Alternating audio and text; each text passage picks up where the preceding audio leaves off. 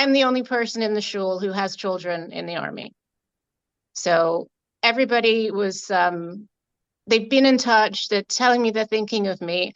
And I think that emotionally they feel a connection because this is our people. We might not live there, but this is our people that were hunted down and all the terrible things that happened.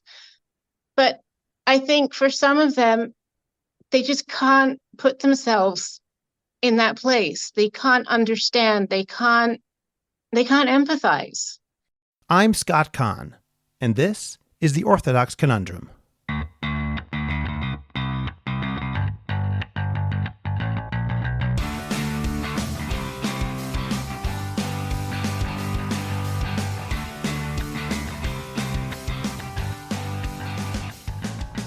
This is the Orthodox Conundrum on JewishCoffeehouse.com. I'm Scott Kahn.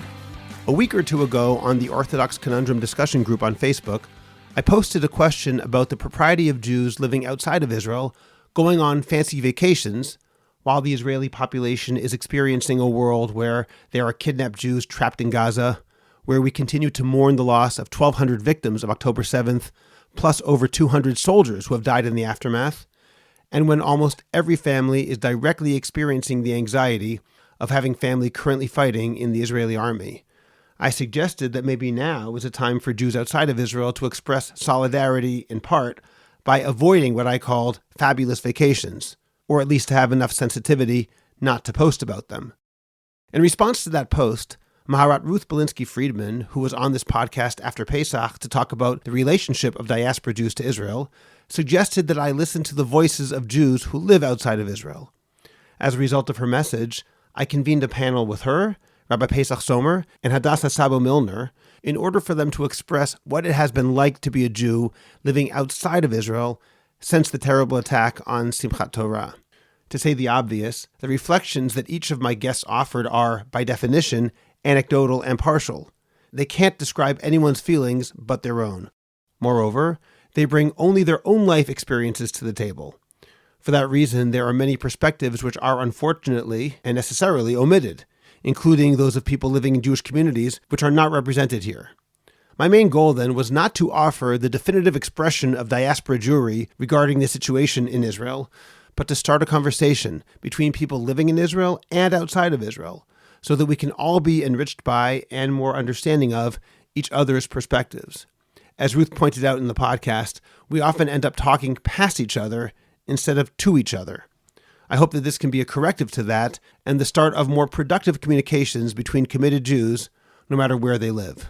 We'll begin that conversation in just a moment. First, let me remind you to subscribe to the Orthodox Conundrum podcast wherever you get your podcasts, and please rate it and write a review. Subscribe to my Substack, Orthodox Conundrum Commentary. Most recently, I posted an article entitled The Fall and Rise of Religious Zionism, where I indicated that even though I strongly identify as a religious Zionist, I'm quite unhappy with much of the direction in which religious Zionism has moved, as it seems to me to narrow the broad scope of what religious Zionism should be in favor of a much more short-sighted and sometimes misguided agenda.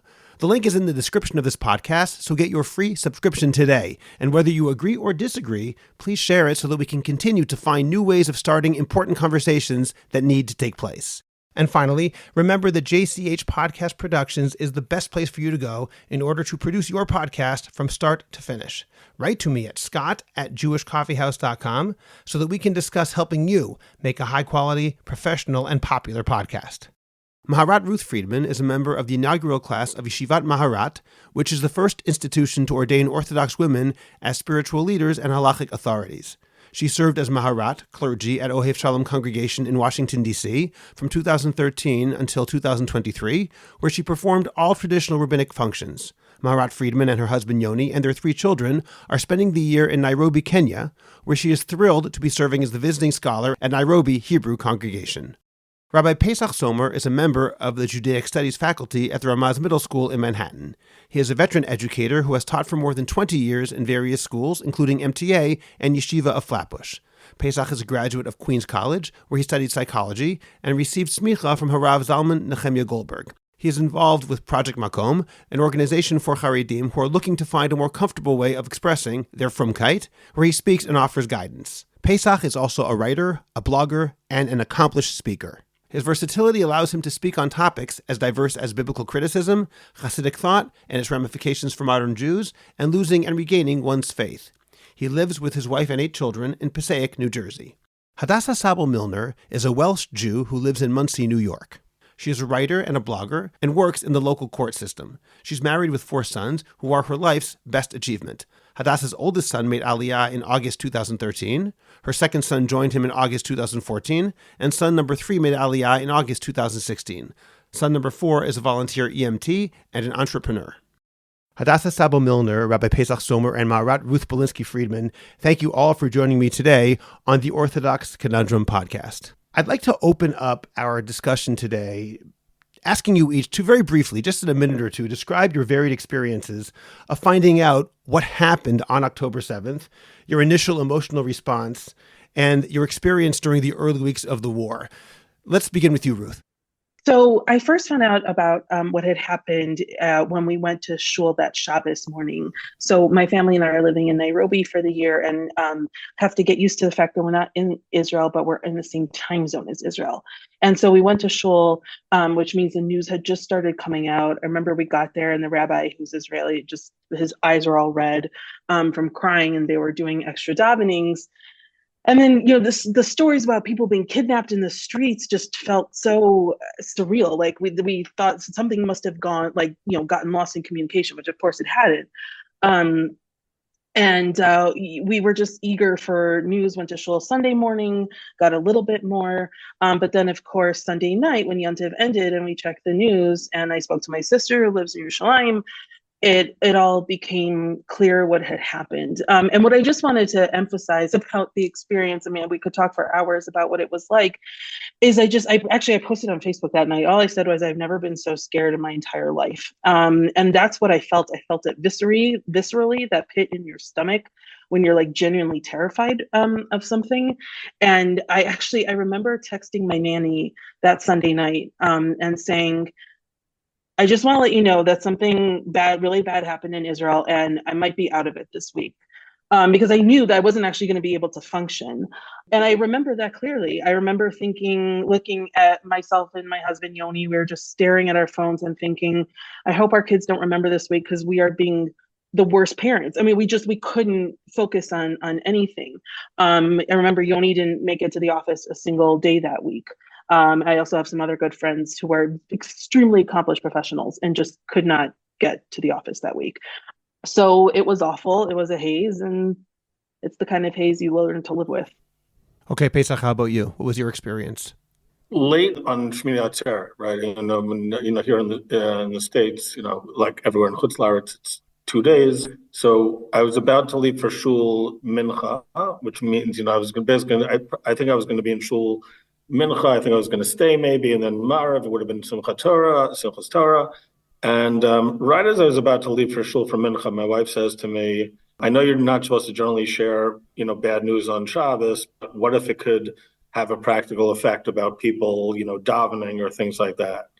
And I said, yeah, certainly in that case would be. And ends up she had found out in various ways. In our case, people who are not Shomer Shabbos had told her. She had known the whole day. She didn't want to ruin anyone's, Shabbos/Yom Tov, and so she sort of kept it to herself. I, of course, being an oblivious husband, didn't notice that she was saying Tehillim all day. I mean, she likes to say Tehillim, but not all day. I, of course, didn't notice the difference. And then she sort of told me. And I remember, it was already, obviously it was very, very shocking. But I think part of what in thinking about it, I had no idea of the scale. So it felt upsetting, but sort of as the details came out, in other words, I'm used to over the years, terrorist attacks and bad things happen and X number of people and it's terrible and you feel sad, and, but then you start to find out, this was not, 5 people, this is not 20 people, this was, over 1,000 people, and the things that happened, so it wasn't, I didn't find it all out at one time. But I'd say similar to what Ruth said, which it really was just sort of being in this absolute haze. I mean, my kids, that night, Simchat Torah, I'm a Levi. My shul always, the first hakafa is Kohanim of the shul hold the Torahs. The second one, the Levium, I led the hakafa, and my kids said, like, watching me, it was like, I'm not a big Simchat Torah guy, but this was something entirely different. It wasn't just that I wasn't, boisterous. I mean, I looked like, and I think I felt like I was in mourning.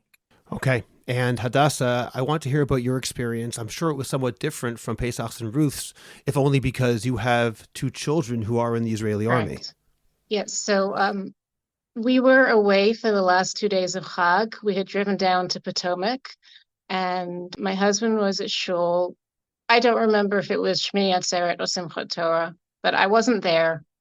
And the rabbi had gotten up, and he said, I wasn't sure if I should share this with the congregation because it's Yom Tov, we're supposed to be happy, but how can I not share this terrible news with you? And he told the congregation what happened, and my husband straight away walked out of shul and came to where we were staying so that he could tell me. And sorry, I'm getting a little choked up. Immediately, my thoughts went to my kids. I knew that they would be called up from reserve duty. They were 27 and 28. I knew that even if they weren't called up, they would volunteer. But my whole entire family lives in Israel as well, so there was the worry for them. And we didn't have any details. And to wait until after Chag to get those details was torture. To sit and make conversation with people that we didn't know and with people who honestly couldn't understand where I was sitting was very, very difficult. Driving back, Motzei Yom Tov, we were listening to the radio, and we started to understand the scope of everything that happened. On that drive, while we were listening to the radio, I was calling all my family in Israel, making sure that everybody was okay. I called my mother first, and then I called my brothers. I called my kids. Of course, 2 of them didn't answer because they were busy, trying to get, one of them was away. He was out of the country on a holiday with his wife, and he had to get a plane back immediately. So I cried hysterically for, I think, about 2 hours of that car ride. I was a mess. I was a wreck. And I will say that was the only time that I listened to the radio because it's just too much. You haven't listened since then? No. And I try very hard to censor what I read because it just, I can't fathom the scope of this. It's impossible to imagine. And every time it's like ripping off the Band-Aid. Every time I hear some other news. My husband, he's a news junkie. He makes sure I know what I need to know. How often do you speak to your kids who are in the army now on a regular basis since October 7th? So I've spoken to each of them once, but we text. My second son, they take his phone away from him. So, some days he'll be able to call his wife from his commander's phone and she'll let me know that she spoke to him and he's okay. My elder son, he doesn't have time to talk. He's a major in Golani. And we had one conversation, but we text and I get little heart emojis. I get little I love you, alive and kicking, just something, but it's not enough. And even if we were to have a conversation, what can they tell me? Are they both serving in Gaza? One of them was. Let's talk a little bit about the experience from your own obviously anecdotal perspectives of Jews in the diaspora and their relationship with Israel based on what's happened over the past almost 4 months as we record this. Do you think, HaDassah, that what has happened has brought Israelis and diaspora Jews closer, or has it increased the difference? I'll just say in my own experience, coming from the Israeli side, I feel that on an emotional level, and I believe I mentioned this 2 weeks ago in my conversation with Shayna Goldberg, on an emotional level, I feel that people are closer together, but experientially, because of the difference in living, in my case, an hour away from the war and having children who are in the army. Experientially, we're living worlds apart. I wonder if you, HaDassah, it might be different. It's interesting. We belong to a very yeshivish community. And our shul, for example, doesn't do the prayer for the soldiers. Well, it didn't until this happened. I'm the only person in the shul who has children in the army. So everybody was, they've been in touch, they're telling me they're thinking of me. And I think that emotionally they feel a connection because this is our people. We might not live there, but this is our people that were hunted down and all the terrible things that happened. But I think for some of them, they just can't put themselves in that place. They can't understand. They can't empathize. But I do believe that a lot of unaffiliated Jews are coming a little bit closer because they feel like, well, Israel is our home. I know I'm sitting here in North America in my middle class life, and I send money to Israel on a regular basis. But hey, this war is happening.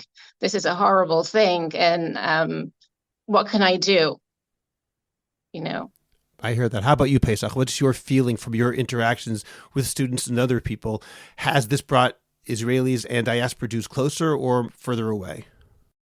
So it's interesting. I think a few weeks ago, I think you had a post asking about whether there's been like a certain, I forgot what you called it. It wasn't like an emotional overload, but like sort of a certain point where wondering whether, diaspora Jews had sort of reached a point where there was something had changed. I don't remember if you remember what the exact phrase was. I just checked. The phrase was compassion fatigue. That's what I said. Compassion fatigue, yes.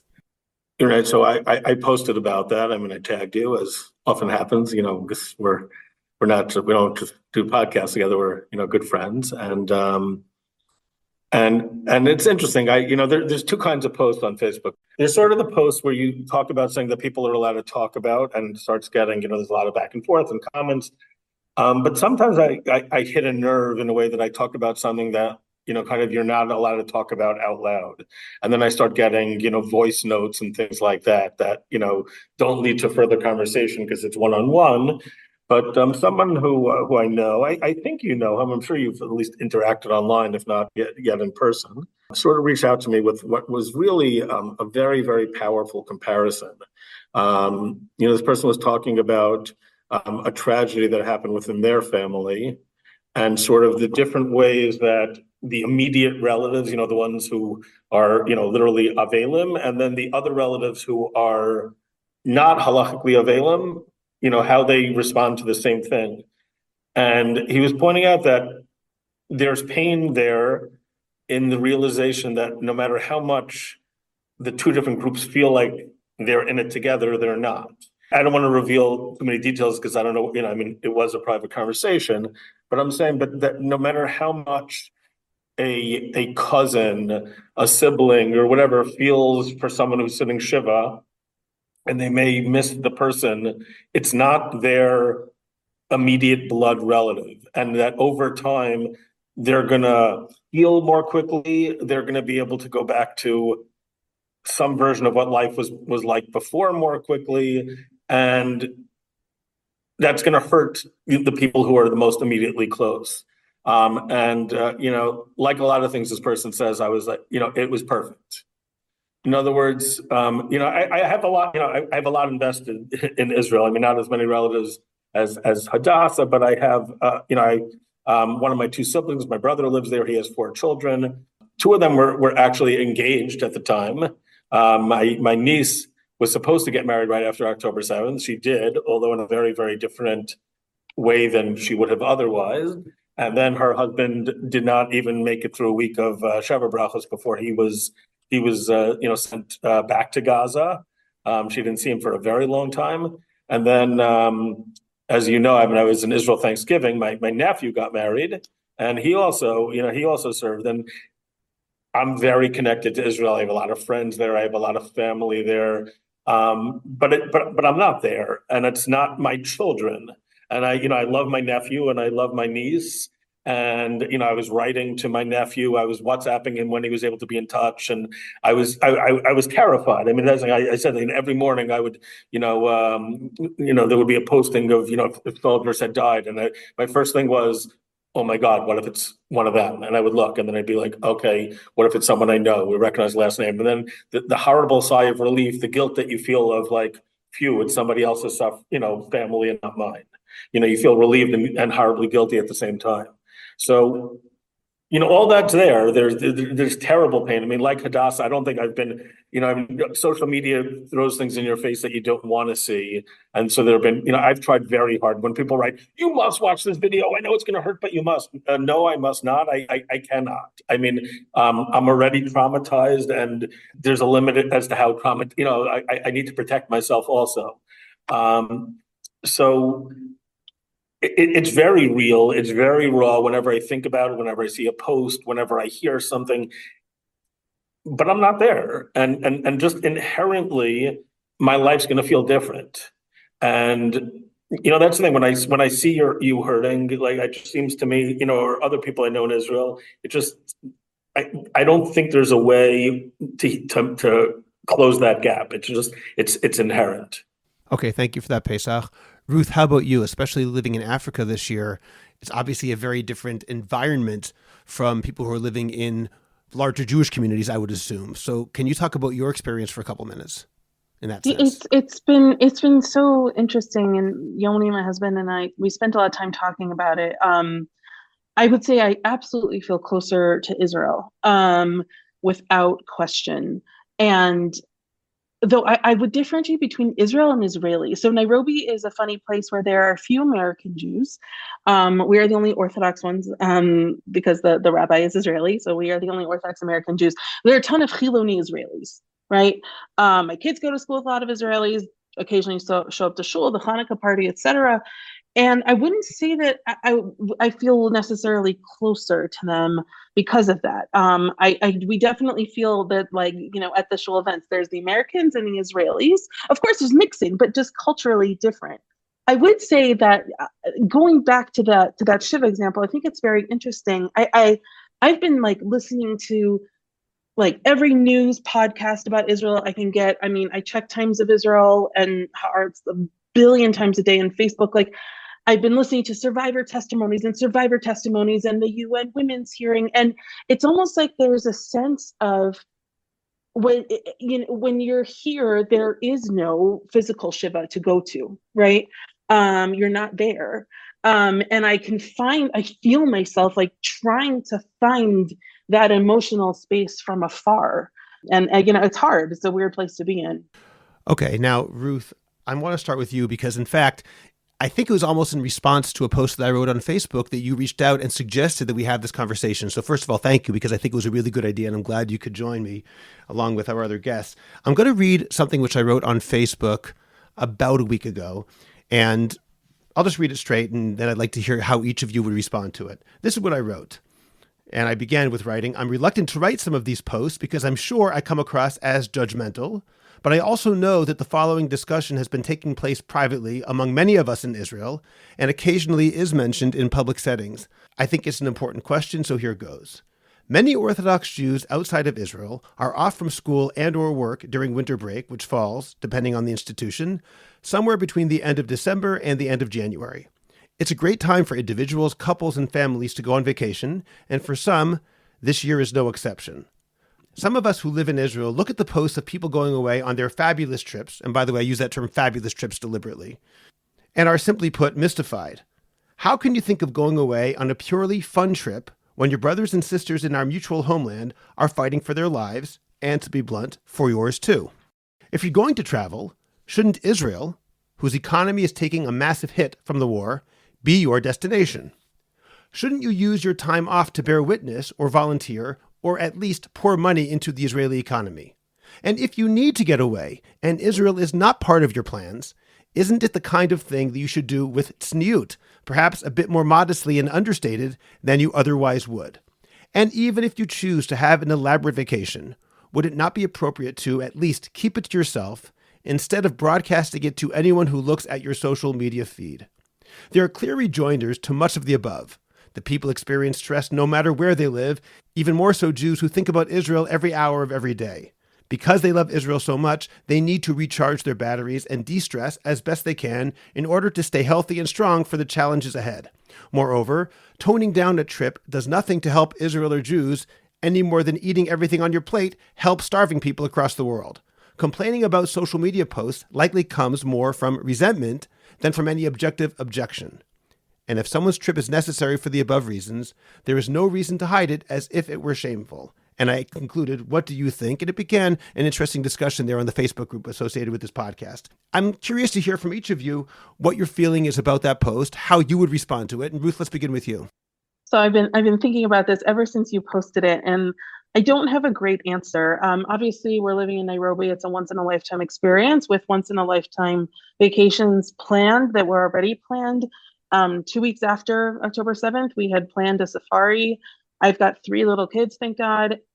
And, I thought, like, should I cancel this? This is absurd, right? I mean, like, how could you even think about going? But the truth is, I have 3 little kids who were off of school that week, and no one would have been helped by staying home. They wouldn't have understood. And ironically, or whatever, when the safari lodge we ended up staying at is owned by an Israeli, so you could say we were supporting that economy indirectly. We also took a big trip to Cape Town in December. We were supposed to be in Israel for Hanukkah. It's been my dream to be in Israel for Hanukkah. I never have. Our flights were canceled. It was very, very difficult to get to Israel from Nairobi, so we rescheduled going to Pesach and decided to go to Cape Town. Now, Cape Town is incredible. I had the most amazing vacation. I don't know what to do with that fact other than to tell you that, first of all, everywhere you go in a Jewish destination in Cape Town, people are wearing, the necklace. They're very popular there. Specifically, they're like dog tag necklaces with the name. I forget exactly what's on it, but it's about the hostages. And you feel that sense of community. And I also feel like in some ways that trip was emblematic. What to me, it's like to live outside of Israel during this walking nightmare of a time, which is that, and any second I was washing the dishes or doing laundry, or my baby was sick, so I was home alone with her for part of it. I had my phone on and those same podcasts going. That's right when the UN hearing was happening and the New York Times report on all the horrific sexual violence was coming out. And I was listening to every single thing about it, carrying that phone with me as I went, outside and did this. And to me, that's kind of what symbolic of what life has been like. You go through the same steps because in some cases, like work, you can't not, right? You can't just not show up to work indefinitely. And then also in a vacation type situation, the alternative is to stay home. In my case, again, if I had older kids, I think it'd be different, right? But little kids and accomplish what, right? But that doesn't mean that you're like setting it aside and compartmentalizing it. I still feel like everything about October 7th is constantly with me. I'm never not thinking about it, but you sort of, in some ways, don't have a choice all the time. Okay, thank you for explaining that. I'll just say before I go on to hear the next response, when I spoke to my good friend Talia Rosenbaum, with whom I co-host Intimate Judaism, I talked to her about this post. I said, it's interesting. The responses really were katzeh el katzeh, from one side to the other. Some people felt that I was absolutely right, and it's so good I said that, and other people felt that I was a judgmental jerk. And she said, well, you can be both. So I thought that was actually maybe the most honest response. Anyway, so I appreciated that. HaDassah, what's your feeling about this? So I'm very conflicted. I think that if people had vacations planned, not going on vacation doesn't help Israel. It doesn't help them at all. So if you have a vacation plan, go. Now, me personally, I wouldn't go on vacation because I would feel tremendously guilty. My kids, though, they tell me that they want me to be happy. They want to know that I'm enjoying life because it helps them do their tafkidim in the army, not having to worry. But posting the elaborateness of your vacation while, there are hostages sitting there and we don't know what's going on is tacky. Very fair. How about you, Pesach? So I think there's a lot of levels. I mean, first, I'd say to come back to the example I gave from before with my friend with Avi Lut, to give a different example than he did. So imagine someone, let's say, who lost a parent. And they're in, so they have Yud Beis Chodesh where they can't listen to music. and they've got a cousin for whom that's either a cousin or or someone that was their uncle or someone, who's beloved, but they didn't have any, and at the beginning, if you said to them right after, the person passed away, they'd probably say, I know I'm allowed to, I couldn't possibly go to a concert now. But at some point, if they had one planned or just, as much as they love the uncle, at some point during that year, they'd probably go to a concert. And, they would probably try to be sensitive. They wouldn't say to the, immediate relatives, wow, this concert, I wish you could have been there, maybe, but still, if somehow it got back to them, it would be, they would feel emotionally, I don't understand how going to a concert, your beloved, but it's different, so there's definitely that's one side. On the other hand, something I've thought about, it's interesting, Rabbi Josh Lookstein, who's here at Ramaz, he reminded me, I think it was before October 7th, if I'm not mistaken, but maybe it was, I'm not sure. He reminded me of like a Ma'amar Chazal that had really, really hit me very, very hard about Moshe Rabbeinu. It's actually, last week's parsha, right? When Yoshua was down fighting Amalek, Moshe is up on the mountain. He's holding his hands up, and his hands are up, and Israel are winning. His hands go down, they're losing. So, Aaron and Hur are holding his hands up, and he grows tired, and they give him a rock to sit on. So the Gemara in Taina says, what, Moshe Rabbeinu, you can't give him a pillow? And it talks about the concept of Imo Anochi B'tzara. Of course, they had pillows, but, he's not fighting.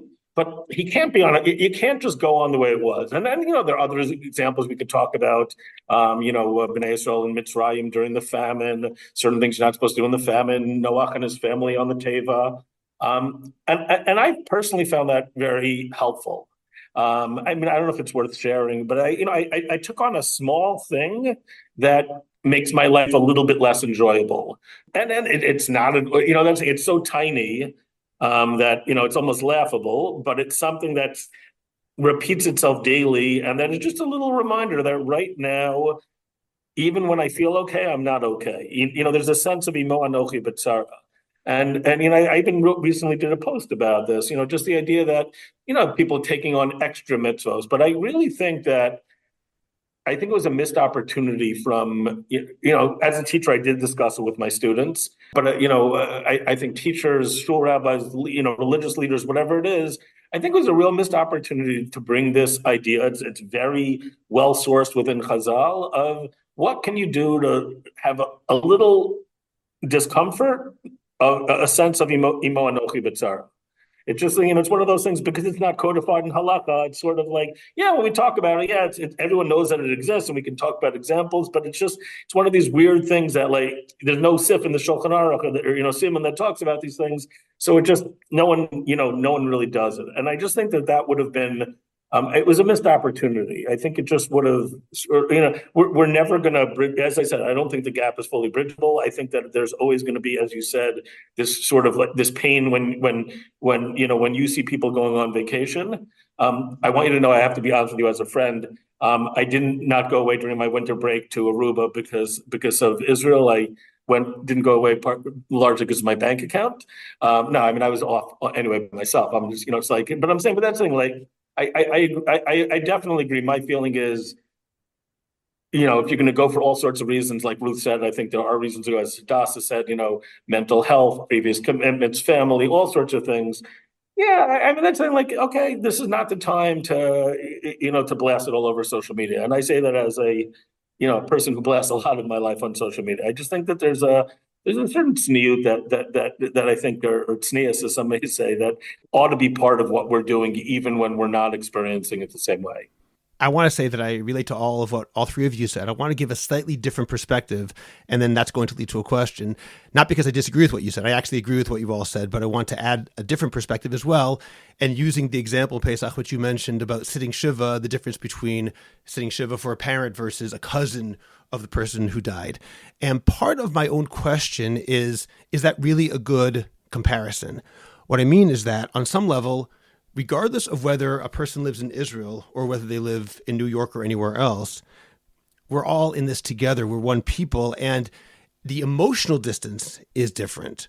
But in terms of our relationship to what happened, it's all the same. And in some level, I'd almost compare it to this.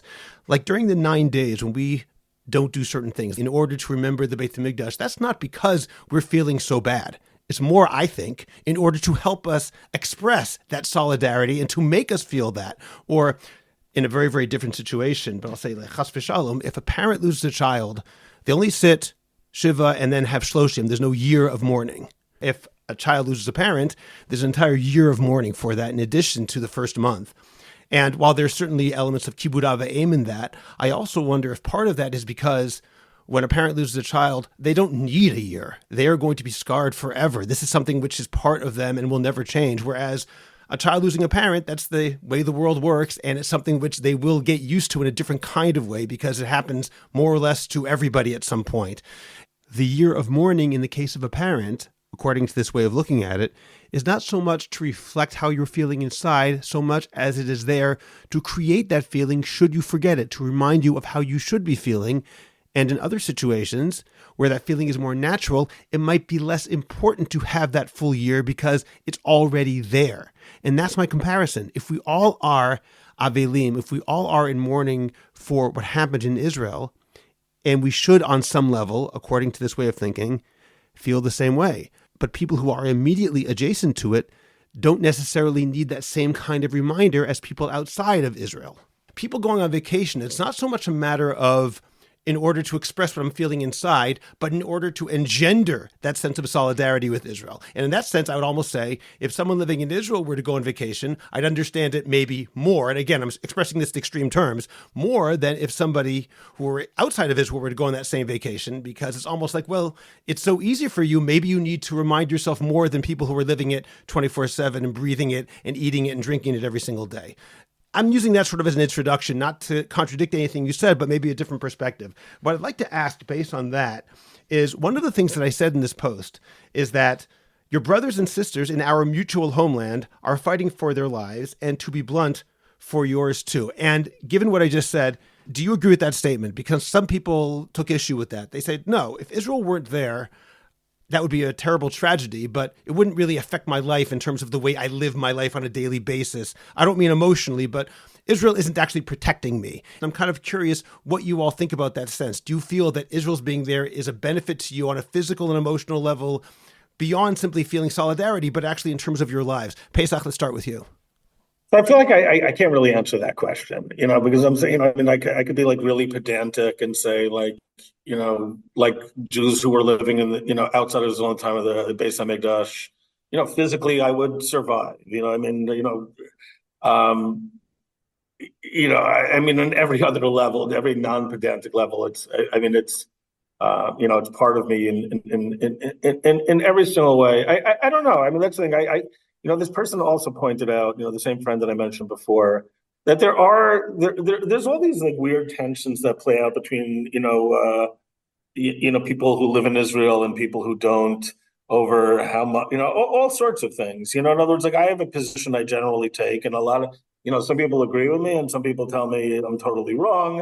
And I don't want to turn this political, but like I never publicly talk about, certainly with war. I mean, I think it's just like the ultimate arrogance, like, oh, Israel ought to, oh, shut up. Like I wouldn't even know which side of the gun is up, like I just like a little humility. But I'm saying, but even not with that, I mean, whatever I think of Netanyahu, I don't talk about it because, when my family and I moved to Israel, my two oldest sons, we lived in Israel. My two oldest sons were born there. But when we left after the, not long after the birth of my second son, I gave up. I'm technically a citizen or whatever, but I gave up I don't get to vote. There's a really good way to influence, Israeli politics called nefesh b'nefesh, and then, so that's the thing. So in other words, like I very much, and I have emotional feelings, I have opinions on all sorts of things, but I don't know. I try very much to have a certain humility. And I even, there was a post where I sort of pushed some people's buttons where I, we're just talking about people who don't have skin in the game. No, what do you mean I don't have skin in the game? I have a cousin. The bottom line is that, if I feel like it's like looking at somebody else's family, they shouldn't do that. That parent, it's their family. You may look at it as an outsider, but you're not the one you don't live in that house. And so, I really believe very, very strong. There is that gap. That gap's going to always be there. That experience of things, the living there. I mean, you and I, the very same thing can be painful to both of us, but it's not going to be felt in the same way. It can't be. And it's not because I don't care. It's not because I don't care about my nephew. In that sense, I have skin in the game. But the bottom line is that my children they are not in Gaza, and it's different. Yes, I love my nephew. I love my niece. It's not my own children. It's not, in other words, if there's a policy in whatever direction that works out badly and people die, God forbid, it could be people I know, it could be friends, children, all this, God forbid, a billion times over, it's still not going to hit me in that same way. And in that sense, I think there has to be humility. There's, and it really is. It is. Whether or not my friend's example, about the Shiva is good, is not, is perfectly lines up. And it really is. It's the crazy dynamics of family that love each other and are attached to each other, but are apart and are living different lives, and where things will, I just don't think there's, I think it's almost inherent, because even before October 7th, there were just so many ways where Israelis could say, my friends in Teaneck and Passaic and wherever just don't get it. And I think this is just sort of that on many levels of steroids. This is just, it's just sort of hyperinflated, that feeling. And I don't think that there's any way to really just avoid that other than just sort of acknowledging that it's there. Okay, thank you, Pesach. Ruth, how about you? Do you believe that the existence of Israel is a key element of the survival and thriving of a Jewish community outside of Israel? I also feel like Pesach that I don't have an answer to that question, and then also can talk about why I don't have an answer to that question. I've been going back and forth a lot. I think some of the naked, hideous anti-Semitism that we have seen has, I think, really been a humbling experience. I imagine I'm not the only person who feels this way of, oh yeah, that's what the two generations ahead of me, who I sometimes, sort of dismiss a little bit, this is what they're talking about. I feel this now more than I did before, in terms of the necessity of Israel and sort of a certain naivety in thinking that you can ever really be safe somewhere else. At the same time, I want to, when I originally brought up the idea of this podcast to you, it was because I sort of felt like there were a lot of things, conversations I saw on Facebook and elsewhere, that people were talking past each other a little bit. And so I'm aware that this is an extremely sensitive topic. And I say this with so much love and humility, that the fact that I'm not in Israel, and I don't want anyone to not hear that first. But do I feel like they're putting their lives on the line to keep me safe? Not really. I want to emphasize, and again, I'm not saying, God forbid, this is the same thing as having a child in Gaza or being in Gaza or anything like that. But the facts on the ground have changed for Jews also outside of Israel, right? Visible Jews, I think, are now looking over their shoulders every time they walk out the door, in a way that they weren't before October 7th. I can certainly see that in Nairobi, which actually, so far, the only comments we've gotten have been pro-Israel and empathy, and saying I'm so sorry for what is happening to your people, which is very kind. But I have friends in New York City who had scary things shouted out to them. My kids at school, my son, 8-year-old, is the only visible Jew in his school, and there's a Palestinian kid on his bus who apparently has been walking around saying "Free Palestine" and sort of aggressively asking the Jewish/Israeli kids, whose team are you on, Israel or Palestine, etc. And so it's, again, I'm not going to pretend like that's any level approximating, a millionth of what Israelis are going through. But at the same time, I don't feel like I am entirely in a bubble that is unaffected by that. These are just it's more of an existential fear, I guess, in that sense. But I really do wonder, when I go out with my visibly Jewish husband and son now, as a family, I cover my hair, but it's not the same. People don't recognize that the same way. Yeah, I'm a little nervous now in a way that I wasn't before. Okay, HaDassah, how about you? What's your response to that same question in terms of the survival of a Jewish world outside of Israel because of Israel? What's your feeling?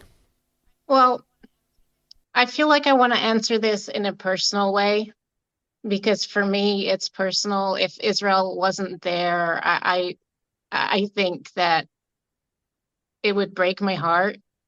For me, Israel is the only place where I feel I can be myself, where I feel I can breathe with nothing pulling me down. There's something holy that I feel when I'm there. And I look forward to having that feeling every time that I go. And I know I can't be alone in this. There must be other people who feel that connection to the land, that spiritual oneness that you don't get anywhere else. So if Israel wasn't there, it would be devastating. I mean, what are my boys fighting for? They're fighting to keep Israel. I have a lot of skin in the game. When you talk about skin in the game, I have 2 sons. I have plenty of nephews. My twin brother is serving. It's they're doing it so that they can keep Israel for us. And us diaspora Jews who haven't made Aliyah yet, we will. We will. Okay, well, HaDassah, as you mentioned, you certainly do have skin in the game. Let's continue on with what Ruth said before about the experience of anti-Semitism. She mentioned a bit of what happened in Nairobi and how generally it's been largely positive, though not entirely so. HaDassah, how about you? Have you had any personal experience of anti-Semitism? Where I live in Rockland County, they've been very pro-Israel. There's been a lot of demonstrations, lots of Israeli flags flying. At one point, even among the non-Jewish population, or only among the Jewish population? Some of the non-Jewish population too. But there are frequent demonstrations. I work in the courthouse, and just over the road from the courthouse a few weeks ago, there was a whole bunch of Palestinians who were demonstrating, and they show up with their fake dead babies and yelling horrible things across the street at us who are waving the Israeli flag. But really, that's the only negative experience. I find that most people who don't really understand what's going on, they want to understand. And I haven't experienced anything bad other than that. How about you, Pesach? Well, it's interesting. I mean, nothing reminds me more of how much of a bubble I live in. I mean, I have non-Jewish colleagues, but I mean, in real life, in my meaning outside of work, there's really I mean, there's almost never any meaningful interaction that I have with non-Jews. I go to stores. I live in Passaic, which is very, very Jewish and very so there haven't been much in terms of friends and things like that. I have heard a couple of comments. There was a medical procedure. There was a nurse who sort of said it. But one thing I've wondered a lot is just sort of I have a bunch of non-Jewish Facebook friends. There's one woman who's just about as philo-Semitic as you can get, and I even posted about her. I mean, and she knows I'm deeply grateful. And a few people have had a post or two. And then, then I start to wonder, like, what does it mean, all the people who haven't said anything to me? Is this sort of some sort of really egotistic that, shouldn't they be thinking about me? No, we don't even know each other. We just, we happen to both be Red Sox fans or both like Bruce Springsteen. Like, I don't know, if something happened, would I even, in Ireland, would I even know whether or not, they care about it? I mean, I'm just saying, like, so there's a certain amount of, so in that sense, I don't know. I've just thought about that a little bit. Passaic is not too far away from Patterson, which has a very large Muslim population. So there hasn't been much over here. I mean, at the beginning, the poster thing, going up and down, and I, for a while I wondered what was going to be like if I saw someone. In my mind I'm very brave, but in my life I'm a big chicken. And then finally, when the one time I did see someone taking down a poster, it was sort of, I sort of started looking around and, to see, they're wearing a hood. I wanted to see their face. Part of it, I wanted to see, like, is this someone who I have the guts to say something to, or am I afraid that I'm going to get, my face punched in? And by the time I managed to look around, the light had turned green and they walked, so like my one moment where I could have either, could have been my Mila Hashem Milai moment, or at least saying, hey, what are you doing? Was nothing, and that thing, I'll just bring in also, as I said, I'm a big chicken in general. I have to be honest. New York City. I try to avoid New York City trains long before October 7th. Keep on a big beard and sits us hanging out. I think it's pretty clear what team I'm on. And I already felt uneasy. But I'm saying, but if I'm honest, at the same time, for about a month or two after October 7th, I did wonder, what would happen if I'm wearing my yarmulke out and is anyone going to say anything? And nothing happened. And even with the poster thing, everyone sort of, more or less moved on. I mean, it's still happening, but it wasn't, it's not that intense way. And honestly, that's the thing. I do feel, I feel that the anti-Semitism is very real. I see it in a billion different ways. But in terms of feeling in danger, I think that, to connect this to what we were talking about before, I think that's one of the big differences is that, there's always all sorts of things you can get worked up about and offended by and pained by and upset by. But I don't feel, that thing, like you, as you said, you're an hour away, your kids. I don't feel more right now anymore that, a danger to me personally than I did before October 7th. That feeling that, lasted maybe for a month or two, but it's gone. Okay, then let's continue on along those same lines. And Ruth, you mentioned that the reason that you suggested this podcast was so that we don't talk past each other. So I'd like to ask each of you, and Ruth, we'll begin with you. What should Israelis know about the way that Jews outside of Israel are feeling right now? What do you think the message should be to people who are living in Israel about what people like you are feeling? I would say that I think going back to what I said, but more succinctly, like I want people to know that just because judging from, what you see of me on Facebook, I'm living a life that I don't know anyone outside of Israel who is not constantly haunted by October 7th. That has not, it's not even like it fades over time. Like, I don't think anything has faded. I think we're just, like I said, we're in a position where you can't stop life. I mean, not that in Israel they've stopped life, but my sense is in Israel there's much a stronger sense of community, right? People know that they're in this together, and here you don't have that option. I mean, my husband's coworkers will say like, "How are you doing?" Right, and he'll talk about our brother-in-law who was called up and think he's home now. But other than that, right, you're kind of alone and compartmentalizing it, but that doesn't mean it isn't glaringly strong. Okay, HaDassah, how about you? What do you think Israeli Jews need to hear about American Jews? That we care, that it might seem that we're going about our lives as if we don't care, but there are so many of us that are hurting too. Now, we don't feel the hurt in the same way because we don't live in Israel and it's impossible to feel the same way. I know that for me, it's different than for a lot of other Americans because I do have children there, but people around me don't understand. They don't understand the fear that I live with every day, just like all Israeli parents. My soldiers there, you hear the words cleared for publication. Your heart drops to your stomach. So if you have skin in the game, it doesn't matter where you live. If you have close relatives who are going through this, it doesn't matter where you live. We feel it. We feel it, and we feel it deeply. How about you, Pesach? What's the message that you would like to convey to Jews living in Israel about the experience of Jews living outside of Israel during this war? And just one point before I give you the floor, I want to point out to our listeners that, of course, I realize that the responses that I'm getting right now are obviously limited to the experiences of people living in New York City or the New York area, Muncie, Nairobi. There are plenty of Jews living in plenty of other places whose experiences are not reflected here. I don't mean to discount those at all. I can only ask about your own personal experiences, but that's not to say that these are representative of everybody's. So, Pesach, what's your experience? So first of all, I just want to say, I mean, it's connected to what HaDassah said before when she talked about, loving Israel and feeling just like it's the only place where, I mean, I was so deeply moved by that. I mean, as you know, I was there for my nephew's wedding, which was Thanksgiving weekend.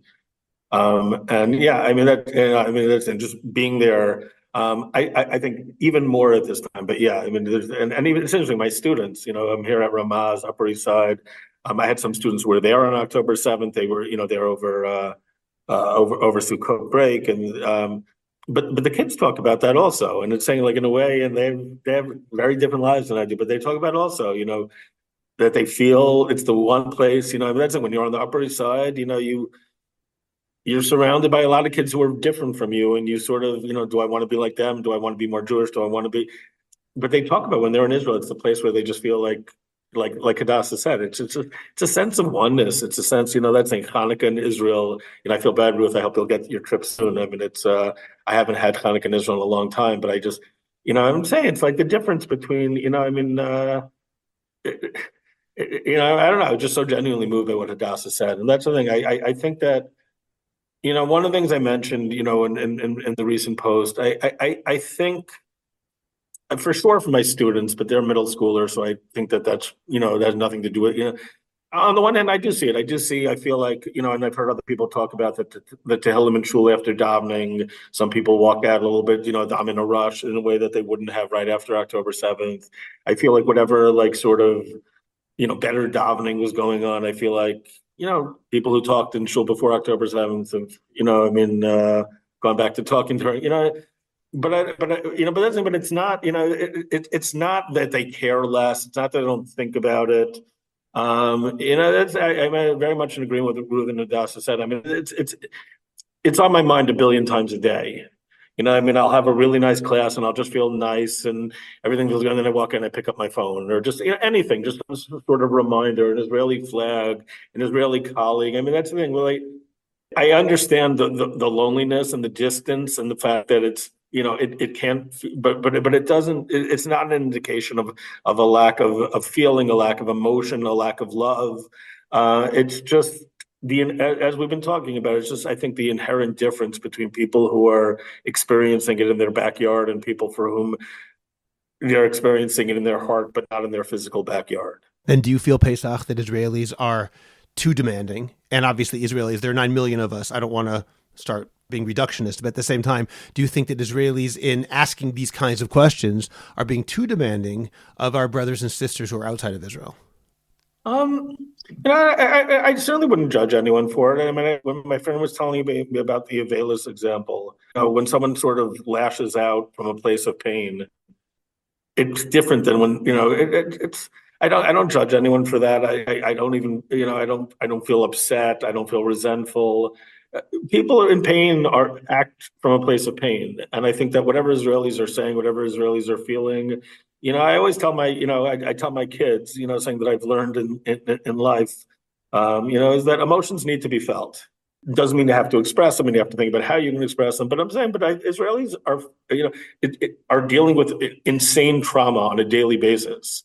So part of the way that comes out is that they sort of look at their Jewish brothers and sisters in outside of Israel with a little bit of why aren't you with us enough? I get it. I'm not in other words, I don't feel judged. I don't feel harsh. I don't feel like I want to hit back. I just feel like I wish I could give you a hug. I wish if I could just throw in something personal. I mean, something that happened with you and I, like, that really brought it home. We're good friends. We've known each other for a very long time. And I had that very short trip. And I was trying, there was a very short, I know I was going to see very few people, but you were on that list and I wanted to see you. And remember you told me, and it really was like, wow.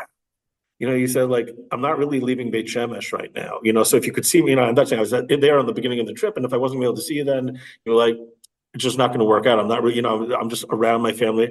And I was like, wow. I didn't really get that until then. Like, I mean, I don't know your daily schedule, but I don't think that, pre-October 7th, you're not, you're so attached to Beit Shemesh that you, but that feeling of just like, I need to be with my family now. I need to be with my children now. How can I judge that? How can I be, in other words, like, even, that's it. Like, you're such a reasonable person, like, I don't think I've ever been angry at you about anything.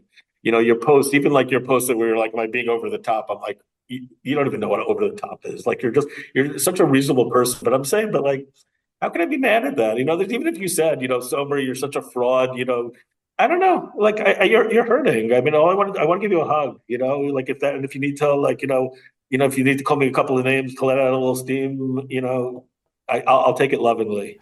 I have no desire to call you any names, and I appreciate that. But I will say that things are different here as well. Even though we're still living it and breathing it very intensely, I now do leave Beit Shemesh. I now have gone out to Yerushalayim, for example, in ways just to go to the Kotel, in ways that I wasn't when you were here at that time. So things do change for us as well. How about you, HaDassah? What's your feeling in terms of that? Do you feel that Israelis are demanding too much and expecting too much of people outside of Israel to feel that pain? No, I don't think so. I mean, we're separated by geography, but we're all Jews. We share the same heart. We share the same religion. So, expecting Jewry outside of Israel to feel, we're obviously not going to feel the same as those in Israel, but, to not feel, for a Jew outside of Israel to not feel anything upon hearing about October 7th, about hearing about all the horrible things that have happened. You must be a sociopath not to feel, it's just not normal. So I think it's okay to ask that we feel that way. It's okay to understand that we share the pain. Okay, how about you, Ruth? This has definitely been I think a learning curve for me over since October 7th. I do not feel that more has been demanded in terms of emotional pain. I would hope, I've certainly tried to make it clear how horrible it is, as an act of we see you, we feel you. Where I sort of also see the breakdown happen a little bit is, I think personally, and I experienced this, with a lot of my colleagues and friends, is I think to me where part of the difference is that Israelis are seeing the war as Israelis. And I think American Jews are seeing, of course, Israel's angle, obviously the major focus, but also I think some of us also see the American component also. To me, that's where I think some of the talking past each other has been. And I think that just in terms of broader global context, et cetera, and I think that where some of the struggles are is that the Israeli narrative around the war writ large is different than the way that the American public is seeing it. And I think that some of us American Jews are kind of caught more in between that. And that my sense from my experience, Israelis are not really able to emotionally engage in that conversation, which I completely understand, but I do think I think that's where some friction might be coming up. Then I want to ask you, Ruth, let's continue along those lines. So what's your feeling about the way that you look at it as a non-Israeli or as an American or somebody living in Nairobi? How has that affected the way that you see it in certain ways? What I've often wondered is, I'm on social media way too much, and in particular on Twitter/X, the negative messages that the algorithm sends my way. It seems to know that I'm going to freak out if I see anti-Israel messages. And it's very, very difficult, I'm sure, for all of us at times not to internalize it a little bit and to have that voice in the back of your head, well, maybe they're right. I don't believe that, but I have to resist it because there's so many negative messages about Israel coming forward. I'm wondering how you deal with that. And I'll combine that with, you're seeing it differently anyway. It could be you were coming from a very different perspective in the first place. Yeah. So I will say that multiple times I have said to myself, Ruth, I don't recognize who you are anymore from a political perspective. There are days where, I'm totally on one side and days where maybe I'm on the other side. My husband looked at me in total confusion the other day with what are the words that are coming out of your mouth? Who are you? And I think that I would admit a lot of us feel that way. Where I think that, and I really don't intend this as a political statement, though I know it will upset some people. But for example, on October 9th, when Gallant said, that's it, no fuel, water, or food to Gaza, I was like, oh no. Because as someone who lives in America, right? I lived in DC for 10 years. I'm going back there, right? I see also the global component also, right? And I understand what he's saying. A large part of me felt exactly the same way. Let's all be honest, how we felt in those days after October 7th, and maybe some still do. There's a difference when you say that out loud as a government, official representative of Israel. I totally understand why he would say that and who the intended audience was. But I think that when you live outside of Israel, especially in the country that's in the middle of this entire horrific situation, I certainly felt more sensitive to what some of the statements hearing from Israel, that when trying to maybe speak about that, either with Israelis or on a Facebook forum where Israelis saw it, it was stop, I cannot go there.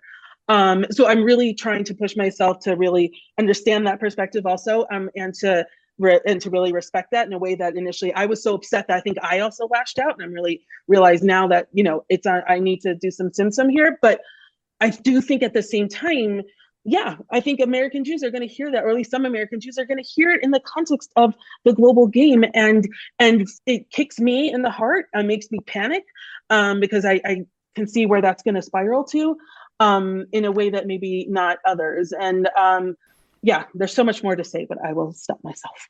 Okay, thank you, Ruth. How about you, HaDassah? What's your feeling about that in terms of internalizing those messages? Well, I don't know if I can really answer the question because I try very hard to limit my exposure to anything really. I have my political views. I know what's going on, but who am I to tell someone who's running the country during the war how to run the country? Like we have to have faith in our leaders, and I won't get pulled into these discussions either way because right now we're at war. And we have to just, understand that, accept that after the war is the time that you decide to get political. And how about you, Pesach? What's your feeling about hearing these negative messages and internalizing them and attempting to resist that internalization? Among the many places, that I've lived, I lived in Vancouver. There's the old joke like that if you don't like the weather in Vancouver, wait 5 minutes. I've been everywhere. I've been everywhere. Some of like at the beginning, the things I said in the first couple of days, I'm glad I didn't say them anywhere publicly. I wouldn't say I'm embarrassed by them or even that I'm not proud of them. I think that based on where I was and where I was coming from, they came from a very real pain place of me, but it's not the way I generally think about things. It's not the way that I, generally live my life. Ruth a little bit is touching on it, and I'm a little bit touching on it, but we're sort of we've avoided like this really going towards the political direction and sort of like what camp people were in before and things like that. I mean, I'll just I'll go to one place. One thing that I think was very, very telling is sort of like the difference between the academic Israeli left and the academic American left. How sort of the second October 7th, the academic Israeli left, whose tuchuses are on the line and whose kids and everything like that. It was like, literally it was just a 180. It was done. Anything they would have said, anything they would have. And I've got to admit, and people who know me know that there's a particular professor, who I've been going at it for years with him over all sorts of things.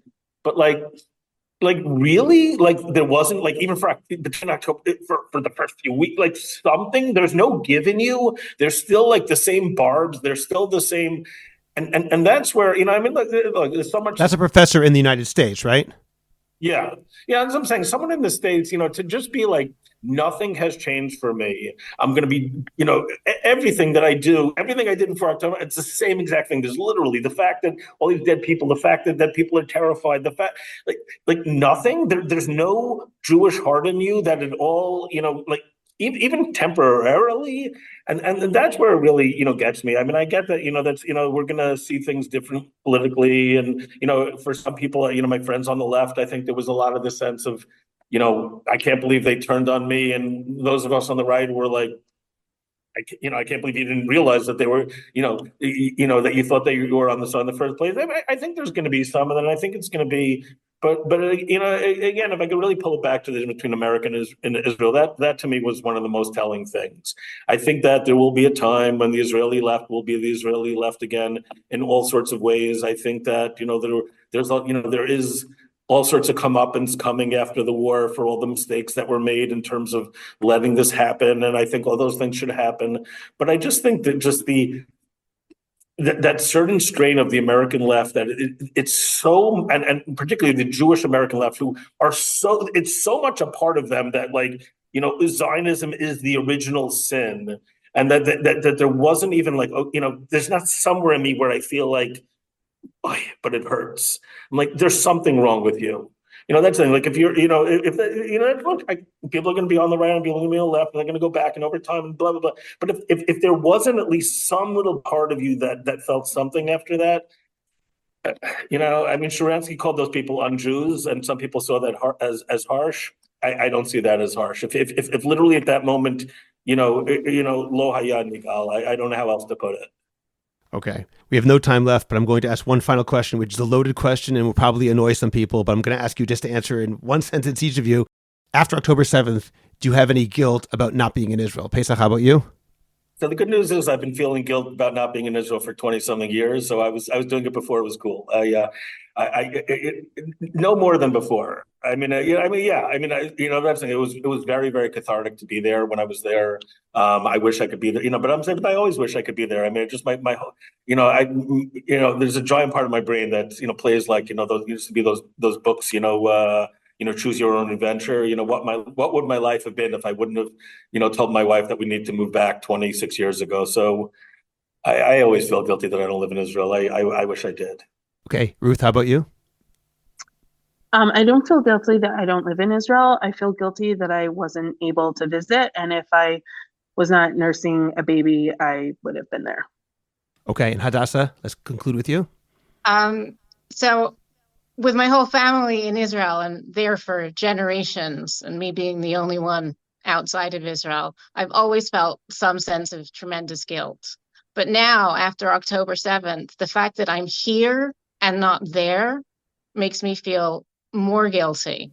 Well, I appreciate all of your honesty and having this conversation, which I think is very important. As Ruth correctly said, we need to talk to each other and not past each other. And I really appreciate all of you joining me today. I think that I learned a lot, and I'm sure my listeners did as well. Maharat Ruth Balinsky Friedman, HaDassah Sabo Milner, Rabbi Pesach Sommer, thank you again for joining me. Subscribe to the Orthodox Conundrum on Apple Podcasts, Google Podcasts, Spotify, Stitcher, or anywhere else you get your podcasts. Please visit jewishcoffeehouse.com for other episodes of the Orthodox Conundrum, as well as many other great podcasts, including Intimate Judaism, The Maimonides Minute, Chochmat Nashim, The Francisca Show, and Let My People Eat. I'd appreciate it if you go to Apple Podcasts and rate and review the Orthodox Conundrum. It takes literally 2 minutes. It's just giving a certain number of stars and writing 1 or 2 sentences. Please like the Orthodox Conundrum podcast on Facebook and join our growing Facebook group, the Orthodox Conundrum Discussion Group, where you can feel free to discuss issues in Orthodoxy in an honest and friendly environment. I hope you'll become a Jewish Coffee House patron on Patreon. Just click on the link in the description of this podcast, and you can get bonus episodes, Jewish Coffee House merch, and more. You'll get special episodes on all sorts of topics that are only available to subscribers, and you'll be helping Jewish Coffee House spread our message of a welcoming, intellectually engaged, and honest Orthodoxy. Just join Patreon. It's only a couple of dollars a month, and you can stop anytime, so join today. Finally, do you have a message that needs to get out? Do you want to promote your business, your organization, or your cause? The best way is by producing a podcast, and Jewish Coffee House can make it happen. I have experience producing hundreds of podcasts, both for myself and for satisfied clients. Whether you want to learn everything you need in one day, or relax and record and let me do the heavy lifting, Jewish Coffee House Productions will work with you to make it happen and make it even better than you imagined. Let me help you today. Write to me at scott@jewishcoffeehouse.com or go to jewishcoffeehouse.com, click on Productions, and sign up for a free consultation. Make your voice heard, promote your cause, sell your product, and engage an audience now. I'm Scott Kahn. This has been the Orthodox Conundrum on jewishcoffeehouse.com.